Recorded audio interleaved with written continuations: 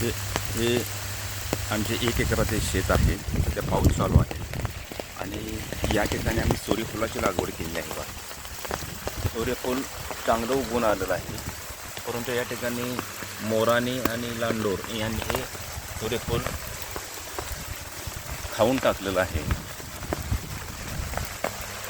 हे पहा. आणि या सूर्यफुलावर कीड ही पडलेली आहे. या ठिकाणी या जंगलामध्ये